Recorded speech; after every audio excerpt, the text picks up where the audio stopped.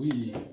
Tu es la source. C'est vrai. Tu es un Dieu merveilleux. Pour ton peuple, pour les racheter. Merci. Ceux et celles que tu as aimés d'un amour grand. Oui, merci.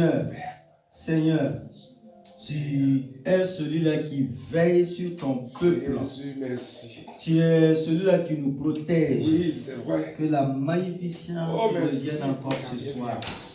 Esprit de Dieu, je m'attends à toi et à toi seul. Utilise-moi encore, afin que je puisse être utile à ton Église, pour la gloire de ton Seigneur et au nom de Jésus. Amen. Amen. Amen. Amen. Amen. Gloire à Dieu. Merci Seigneur. Amen. Veuillez vous asseoir. S'il vous plaît, quelqu'un peut prendre sa Bible avec moi. Le gardien du ciel veille sur ta route. Amen. Waouh. Le gardien du ciel veille sur ta route. Amen. L'Éternel, ton garde, ne dort jamais. Amen. Psaume 121, comme texte biblique de référence. Cantique des degrés. Je lève mes yeux vers les montagnes. D'où me viendra le secours? Le secours me vient de l'Éternel qui a fait les cieux et la terre. Il ne permettra point que ton pied s'enchaîne. Celui qui te garde ne sommeillera point. Voici, il ne sommeille ni ne dort. Celui qui garde Israël. L'Éternel est celui qui te garde. L'Éternel est ton homme à ta main droite. Pendant le jour, le soleil ne te frappera point, ni la lune pendant la nuit. L'Éternel te gardera de tout mal. Il gardera ton âme. L'Éternel gardera ton départ et ton arrivée dès maintenant et à jamais. Amen. Amen. Amen. Amen. J'aime beaucoup le dernier verset. Surtout quand je prends l'avion. Oui. D'un point A à un point B. L'Éternel est celui qui veille. Église. Le psaume 121 fait partie des cantiques des degrés. Psaume 120 à Psaume 134, chanté par les pèlerins d'Israël lorsqu'ils montaient à Jérusalem pour adorer l'Éternel Dieu. Ces chants étaient des prières de marche récitées sur les chemins arides, les collines dangereuses ou les vallées isolées. Le voyage vers la cité sainte n'était pas sans risque. Il fallait traverser des territoires hostiles, faire face à la fatigue, au soleil brûlant et parfois à des ennemis. Mais au milieu de tout cela, le croyant, je dirais le chrétien, déclarait avec foi: je lève mes yeux vers les montagnes, d'où me viendra le secours. Amen. Ce psaume parle à toutes les générations, à ceux qui traversent des vallées émotionnelles, financières, spirituelles ou familiales. Nous marchons tous vers un but, mais sur le chemin, il y a des menaces, des découragements et des saisons d'incertitude. Pourtant, une vérité traverse le temps. Dieu ne sommeille pas. Amen. Dieu ne faillit pas. Dieu veille sans interruption. Le message du psaume 121 est simple, mais puissant. Le secours de Dieu n'a jamais d'interruption et sa garde n'a pas de limite. Église, c'est ce que je vous invite à voir en 5 parties au cours de cet enseignement. Grand 1, sinon premièrement, Dieu, la seule source du secours véritable. Amen. Premièrement, regarder vers le haut, c'est une attitude de foi. Amen. Je lève mes yeux vers les montagnes. Le verset 1 du psaume 121. Le psalmiste ne dit pas, je baisse la tête dans la peur. Non. Mais je lève les yeux. C'est un acte de foi. Lever les yeux, c'est reconnaître que le secours n'est pas horizontal, c'est-à-dire humain, mais vertical, le divin. Amen. Les montagnes peuvent symboliser plusieurs choses. Les obstacles sur notre route, les difficultés apparemment insurmontables ou encore les faux appuis que nous consultons avant Dieu. Dans la culture antique, les collines étaient souvent des lieux d'idolâtrie, des autels païens, des idoles dressées. Mais le psalmiste retourne son regard de ces montagnes pour le fixer sur le Créateur du ciel et de la terre. Le secours ne vient pas des montagnes, mais du Dieu qui les a créées. Lever les yeux, c'est un acte de repositionnement spirituel. C'est choisir de dépendre de Dieu dans un monde où tout invite à l'autonomie. 2. Le secours de Dieu est une alliance, pas un hasard. Le secours me vient de l'Éternel qui a fait les cieux et la terre. Nous dit le verset 2. Ici, le mot éternel, Yahvé, rappelle la fidélité du Dieu d'alliance. Celui qui a créé l'univers s'engage à soutenir sa créature. Amen. C'est une promesse relationnelle. Le secours ne dépend pas des circonstances, mais du lien d'amour entre Dieu et son peuple.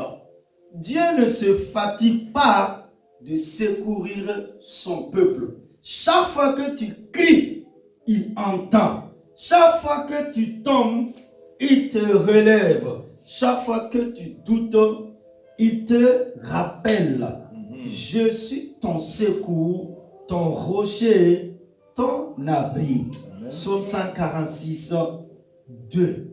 Les hommes, je dirais les humains peuvent t'aider un jour et t'oublier le lendemain. Mais le secours de Dieu est constant, précis et durable. Troisièmement, Dieu prévient avant de guérir. Il ne permettra pas que ton pied s'enchaîne. Le verset 3 du psaume 121. Le Seigneur ne se contente pas de réparer après la chute. Il empêche la chute.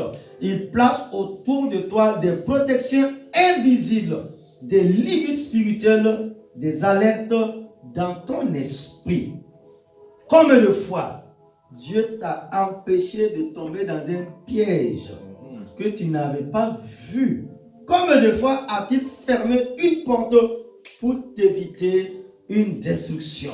Ce verset révèle un Dieu qui agit avant la catastrophe, un gardien proactif.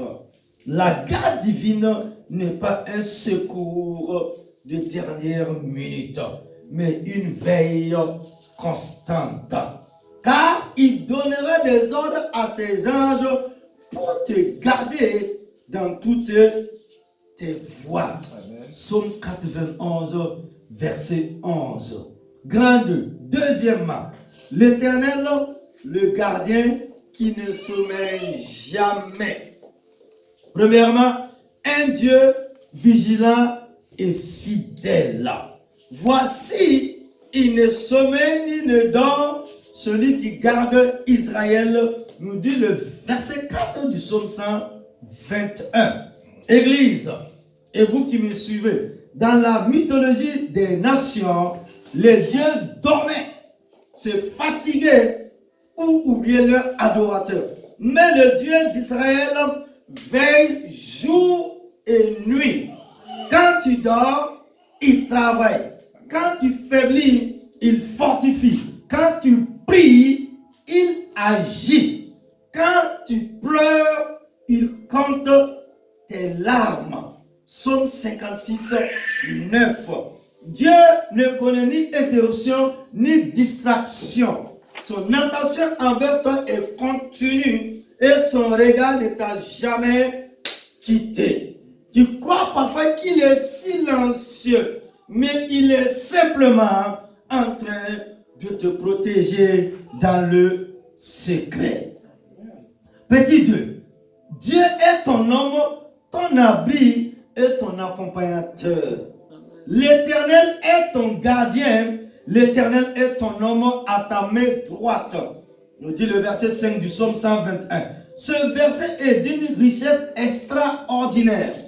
L'homme symbolise la présence constante, la proximité et la fraîcheur.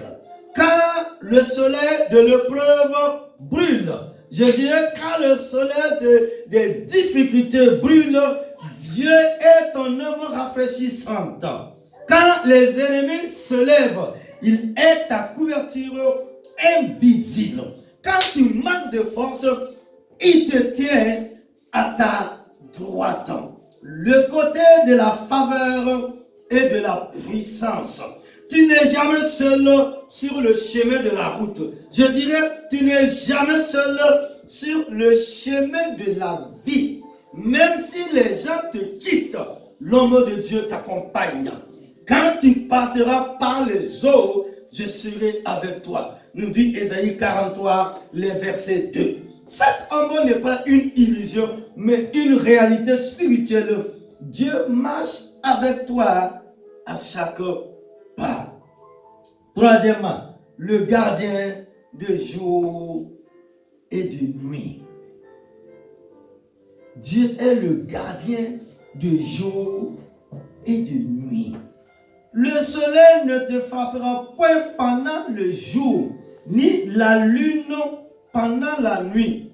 Nous dit le verset 6 du psaume 121.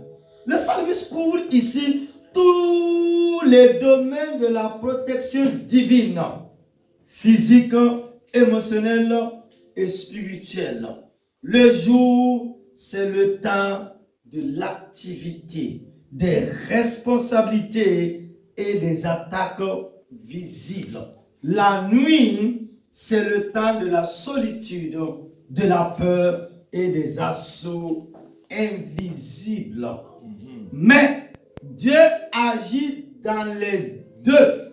Il garde le corps, l'esprit, la chair et l'âme. Le soleil ne te détruira pas par le stress ou la fatigue. La lune ne t'atteindra pas par l'angoisse ou la confusion. Dieu veille sur ton équilibre total. Ce verset promet une couverture 24 heures sur 24. Une garde divine ininterrompue. Tu ne craindras ni la terreur de la nuit, ni la flèche qui vole de jour. Psaume 91, 5. Troisièmement, Dieu garde ton âme et ta destinée pour toujours. Amen. La protection intérieure. Dieu garde ton âme. L'Éternel te gardera de tout mal. Il gardera ton âme. Nous dit le verset 7 du psaume 121. L'âme est le centre de la pensée, de la volonté et des émotions. C'est le champ de bataille du chrétien. Je dirais c'est le champ de bataille du croyant. Beaucoup de gens ne sont pas frappés physiquement, mais détruits intérieurement. Le doute, la peur, la honte et l'amertume. Mais Dieu promet ici non seulement de te garder des dangers visibles, mais aussi de préserver ton cœur et ton esprit. Il t'empêche de sombrer dans la dépression. Il t'empêche d'abandonner. Il restaurera mon âme. Psaume 23, 3. Quand tu es épuisé, Dieu restaure ton être intérieur. Sa présence agit comme une thérapie céleste pour ton âme fatiguée. 2. Dieu garde ton parcours du commencement à la fin. Waouh! L'Éternel gardera ton départ et ton arrivée. Nous dit le verset 8. Cette étape de ta vie est sous la vigilance divine. Ton départ, les débuts, ton parcours, les transitions, ton arrivée, l'accomplissement. Quand tu sors, il te couvre. Quand tu rentres, il t'accueille. Aucune saison n'échappe à sa supervision. Cela signifie que Dieu ne protège pas seulement un instant, mais toute ton histoire. Même les choses que tu considères perdues sont encore sous sa garde divine. Car je connais les projets que j'ai formés sur toi. Projets de bonheur et non de malheur, afin de te donner un avenir et de l'espérance. Jérémie au chapitre 29, verset 11. Amen. Dieu garde ton passé racheté, ton présent dirigé et ton futur assuré. Troisièmement, une fidélité éternelle, dès maintenant et à jamais. Nous dit la deuxième partie du verset 8. Ce dernier verset est une scellée divine. La fidélité de Dieu n'a pas date d'expiration. Waouh! Il n'est pas un gardien temporaire, mais un protecteur éternel. Son alliance de garde s'étend du temps à l'éternité. Waouh! Tu es sous sa couverture aujourd'hui, demain et dans les siècles des siècles. Amen. Même la mort ne peut interrompre la garde de Dieu. Aucun de ceux qui se confient en lui ne sera confus. Psaume 34, 23. Quatrièmement, la confiance active. Marcher sous le regard de Dieu. La foi qui regarde vers Dieu doit devenir une marche avec Dieu. La foi qui regarde vers Dieu doit devenir une marche de tous les jours avec l'Éternel Dieu des armées. Le psaume 121 n'est pas un texte de contemplation passive, mais un appel à la confiance active. Ici, le psalmiste ne s'arrête pas après avoir dit « Mon secours vient de l'Éternel ». Il continue son chemin fortifié par cette révélation. La foi ne consiste pas seulement à croire que Dieu veille, mais à vivre comme si Dieu veille réellement. Chaque pas devient une preuve de confiance. Chaque décision devient une confession de foi. Chaque prière devient une déclaration. Mon secours vient de l'Éternel. Et Paul, l'apôtre de tous les temps, dit dans 2 Corinthiens 5, 7, nous marchons par la foi et non par la vue. C'est là que la garde divine devient une expérience quotidienne.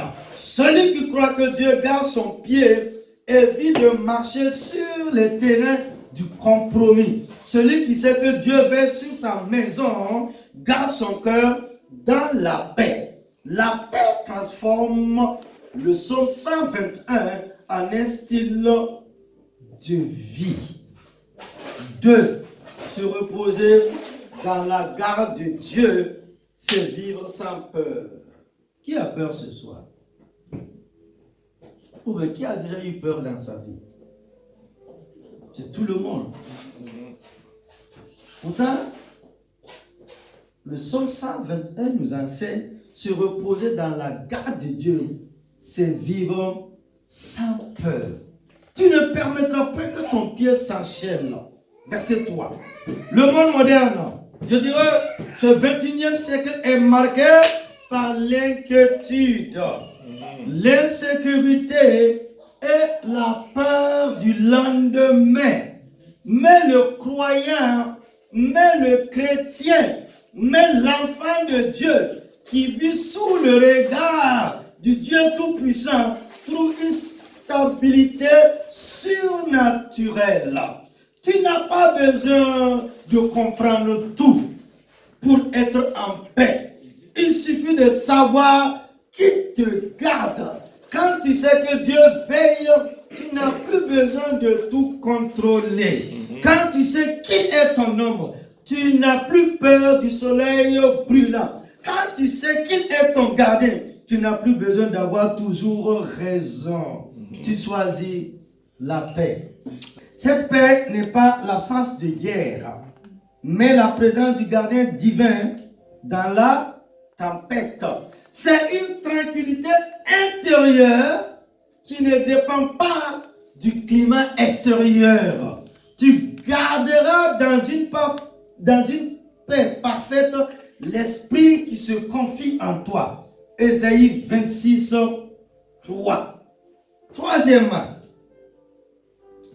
marcher sous le regard de Dieu, c'est marcher dans la sainteté.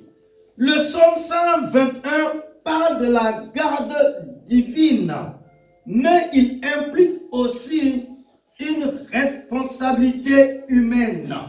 Dieu garde ceux qui marchent dans ses voies. L'Éternel gardera ton départ et ton arrivée.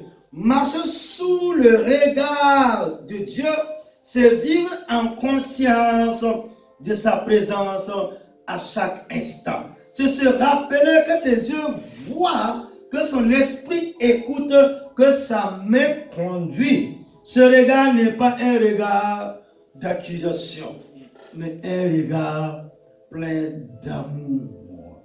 Quand tu vis sous ce regard, tu évites les pièges du péché. Tu refuses la duplicité. Tu renonces au compromis. Tu veux que ta vie soit une louange vivante à ton gardien fidèle. Les yeux de l'Éternel parcourent la terre pour soutenir ceux dont le cœur est tout entier à lui. 2 Chroniques au chapitre 16, le verset 9. Ainsi, la fidélité de Dieu devient un appel à la fidélité de l'homme. Petit 4.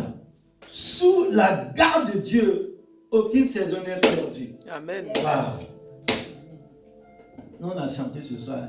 C'est ma saison, c'est ma saison, c'est ma saison de miracle. Amen. Sous la garde divine, aucune saison n'est perdue. Le mois de la restauration. Je remplacerai les années. Oh. L'Éternel gardera ton départ et ton arrivée. Ce verset n'est pas seulement une promesse pour un jour précis. Il englobe toutes les saisons de ta vie. Quand tu débutes, Dieu te garde l'impatience. Quand tu grandis, il te garde l'orgueil. Quand tu souffres, il te garde l'amertume. Quand tu réussis, il te garde de l'oubli. Aucune saison n'échappe à son regard bienveillant. Même dans les moments où tu crois que tout est fini, je suis foutu. Même dans les moments où tu crois que tu es foutu, que tu es à terre, Dieu dit, je veille encore. Même quand le monde te tourne le dos, il t'accompagne. Même quand les gens t'abandonnent, il te soutient. Amen. Le psaume 121 n'est donc pas une simple promesse de protection. C'est une théologie de la fidélité divine. Dieu n'abandonne jamais. Dieu ne t'abandonne jamais à toi-même. Il est avec toi dans la vallée et sur la montagne, dans la joie et dans la douleur, dans le départ et dans l'arrivée. 5. La foi du psaume 121, c'est l'assurance du croyant. C'est l'assurance du chrétien mûr. Le croyant mûr n'est pas celui qui ne rencontre plus le combat, mais celui qui a appris à se confier en Dieu dans le combat. La maturité spirituelle, c'est de savoir que même si le secours tarde, il vient. Même si la promesse tarde, attends-la. Certainement et assurément, elle s'accomplira. Même si tu ne vois rien, Dieu travaille. Même si le chemin est long, Dieu veille sur chaque pas. Car le gardien d'Israël ne sommeille ni ne dort. Cette parole n'est pas seulement poétique, elle est prophétique pour toi, pour vous et pour moi-même. Elle proclame que la vigilance de Dieu est la garantie de ta victoire. Le diable ne peut pas te surprendre quand Dieu veille sur toi. Aucun piège ne peut t'enfermer quand le gardien du ciel te protège. Aucun plan de l'ennemi ne peut prospérer tant que le gardien de ton âme est en alerte. C'est pourquoi, Église, tu peux avancer sans crainte, avec assurance et paix. Tu es gardé, tu es choisi, tu es aimé, tu es couvert, tu es conduit et tu es béni par l'Éternel Dieu des armées. Amen. Quand tu réalises que Dieu est ton gardien, tu ne peux que l'adorer. Amen. Le psaume 121 se termine non pas par une plainte, mais par une proclamation. Fini les plaintes, fini les larmes, fini les pleurs.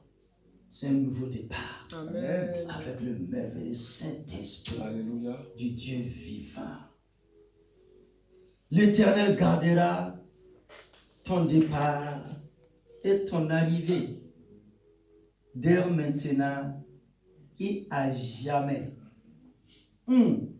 Depuis le jour que tu es venu dans ce monde, jusqu'à ce que tu retournes dans la maison du Père. Oh yes, tu n'as pas compris. Il est celui qui veille. Amen. Il est celui qui te garde. Amen. Et tu ne manqueras jamais de rien. Alléluia. Parce que tu as bien un but et un sens.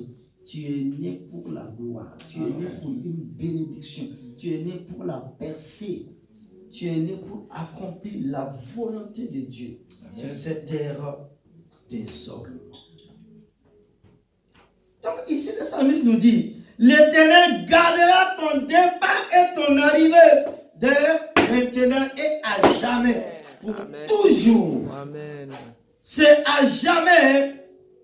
Transforme la prière en louange, la peur en assurance, la marche avec Dieu en adoration. Amen. Ainsi, l'enfant de Dieu qui comprend ce son ne vit plus dans la peur, mais dans la gratitude et la confiance.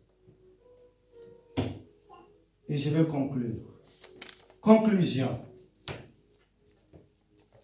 Le psaume 121 n'est pas un simple texte poétique, mais un manifeste de confiance, un bouclier de foi et une déclaration d'alliance. Il rappelle à chaque croyant que même lorsque le monde s'enchaîne, Dieu ne change pas. Quand tu traverses la vallée de la maladie, l'Éternel veille. Quand tu fais face à la perte, il est là. Quand tu pries sans voir le résultat, il agit dans le secret. Quand tu es dans la confusion, son regard te dirige encore. Notre Dieu n'est pas un spectateur. Il est un gardien engagé, un père attentif, un veilleur infatigable.